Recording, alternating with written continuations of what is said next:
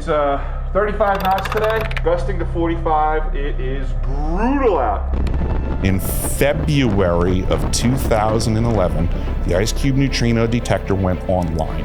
That was when the Christchurch earthquakes occurred. Dawn in Christchurch after what the Prime Minister called the nation's darkest day.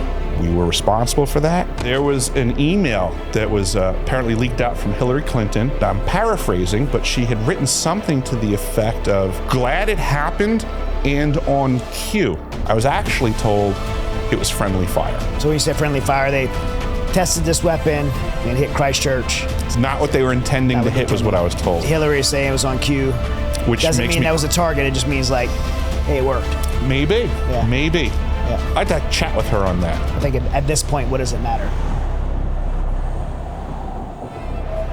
During your time with Raytheon, you worked as a firefighter and a maintenance plumber in these kind of special facilities. And one of those facilities was in the South Pole Station in Antarctica. Okay, folks, this is on top of the ice cube lab again. So you'll get the broad views of Antarctica.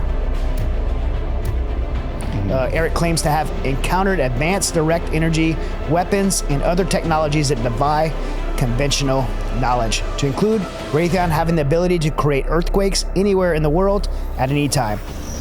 My answer to the question of who is Raytheon is the devil incarnate in corporate form. I had to have a key that got me immediate access into every single space if need be. I know no one else had more access, and I can only think of maybe a couple of people that would have had equal. You're at a facility that not just testing and research weapons, but actually deploying weapons. So what were you told that this facility in the South Pole that you were assigned to was? I was told it was a science facility. I was told that the ice cube neutrino detector operated in a passive capacity.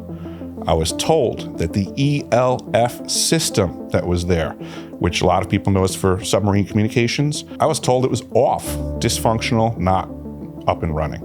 I discovered in my time there that it's absolutely running. And I've been doing as much research as I can and connecting with as many people that are knowledgeable on these topics to let the world know what can actually occur with these systems when they're not operating in their simple primary function.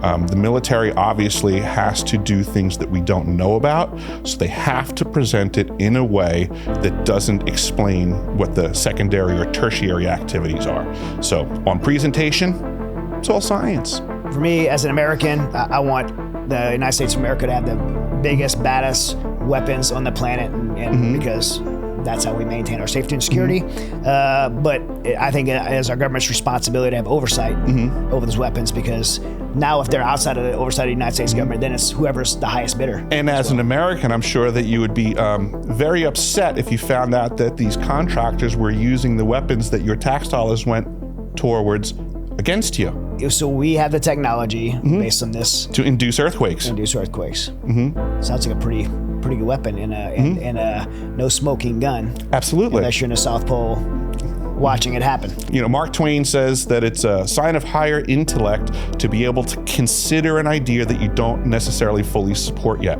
Consider that these are offensive weapons that we are using against others that probably have their versions. We went active.